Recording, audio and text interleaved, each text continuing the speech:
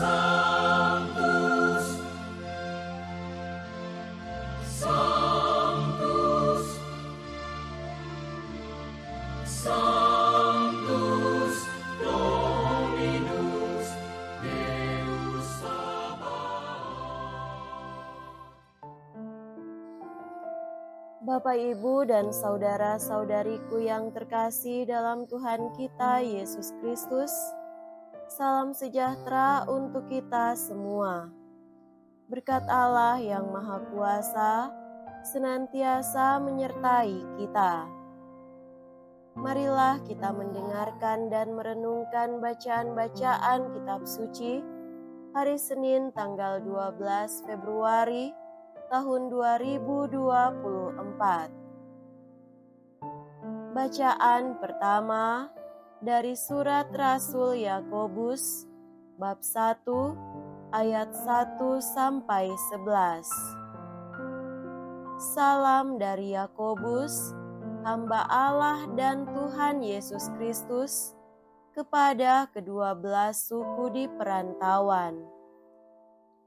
Saudara-saudaraku, anggaplah sebagai suatu kebahagiaan apabila kamu jatuh ke dalam berbagai-bagai pencobaan. Sebab kamu tahu bahwa ujian terhadap imanmu itu menghasilkan ketekunan. Dan biarkanlah ketekunan itu memperoleh buah yang matang, supaya kamu menjadi sempurna dan utuh dan tak kekurangan suatu apapun. Tetapi apabila di antara kamu ada yang kekurangan hikmat, hendaklah ia memintanya kepada Allah yang memberikan kepada semua orang dengan murah hati dan dengan tidak membangkit-bangkit. Maka hal itu akan diberikan kepadanya. Hendaklah ia memintanya dalam iman dan sama sekali jangan bimbang, sebab orang yang bimbang sama dengan gelombang laut yang diombang-ambingkan kian kemari oleh angin. Orang yang demikian janganlah berharap bahwa ia akan menerima sesuatu dari Tuhan. Sebab orang yang mendua hati tidak akan tenang dalam hidupnya. Bila seorang saudara berada dalam keadaan yang rendah, baiklah ia bermegah karena kedudukannya yang tinggi, dan orang kaya karena kedudukannya yang rendah, sebab ia akan lenyap seperti bunga rumput. Matahari terbit dengan panasnya yang terik, dan melayutkan rumput itu, sehingga gugurlah bunganya, dan hilanglah semaraknya. Demikian jugalah halnya dengan orang kaya, di tengah-tengah segala usahanya ia akan lenyap. Demikianlah sabda Tuhan. Syukur kepada Allah.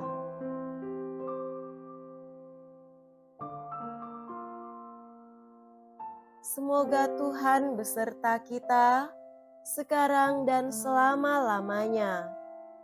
Inilah Injil suci menurut Markus. Dimuliakanlah Tuhan.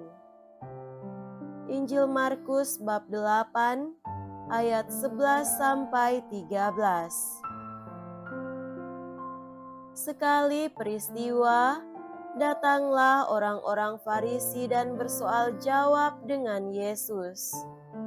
Untuk mencobai dia, mereka meminta daripadanya suatu tanda dari surga. Maka mengeluhlah Yesus dalam hati dan berkata, "Mengapa angkatan ini meminta tanda? Aku berkata kepadamu, sungguh kepada angkatan ini sekali-kali tidak akan diberikan tanda." Lalu Yesus meninggalkan mereka. Ia naik ke perahu dan bertolak ke seberang. Demikianlah sabda Tuhan. Terpujilah Kristus.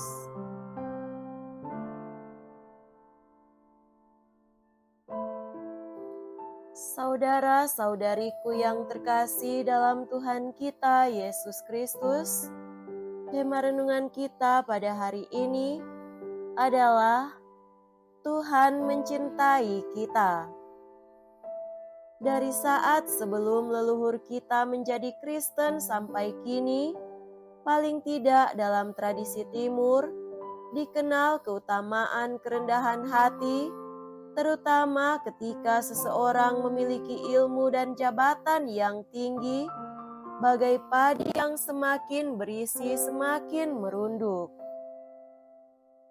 Ada semacam hukum yang membatasi orang untuk tidak pamer sebab ada bahaya kemampuannya akan dicabut hilang.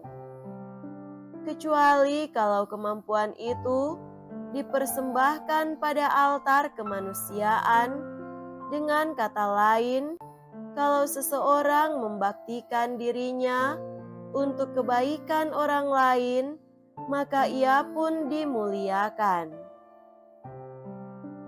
Pada saatnya Yesus tampil sebagai rabi yang berkuasa dalam perkataan dan tindakan. Ia mendapat pengikut, baik lingkar dalam para rasul, lingkar tengah para murid maupun lingkar luar masyarakat umum yang mendengarkan ajarannya dan menyaksikan atau mengalami sendiri mujizat yang dikerjakannya. Hal ini menarik perhatian kaum Farisi, para terdidik dan pemuka agama Yahudi yang datang untuk bercakap-cakap dengannya. Mereka tidak puas terhadap apa yang telah didengar secara tidak langsung dari kata orang, dan begitu kini terhadap kata-kata Yesus sendiri, dan karenanya meminta tanda. Yesus tidak meladeni mereka, sebab kepentingan mereka ialah memenuhi rasa ingin tahu. Tidak adil bahwa Allah yang Maha Kuasa tanpa batas dinilai oleh akal budi manusia yang terbatas. Sampai batas tertentu dapat diizinkan bahwa orang-orang yang sakit dan menderita mengalami kesembuhan darinya. Lebih dari itu, yang diharapkan adalah bahwa orang percaya pada sabdanya sebagaimana diwartakan para rasul. Saudara-saudari terkasih, terjadi bahwa orang meninggalkan iman dan gereja karena seakan-akan doanya tidak dikabulkan. Tuhan seolah buta, tuli atau tidak peduli. Sering krisis iman itu berat dan tanpa akhir. Apakah Tuhan sudah pergi meninggalkan kita? Tentu tidak. Ia selalu ada dan setia mencintai kita. Kitalah yang perlu setia mencintai dan mengabdinya, terutama di saat-saat susah dan derita.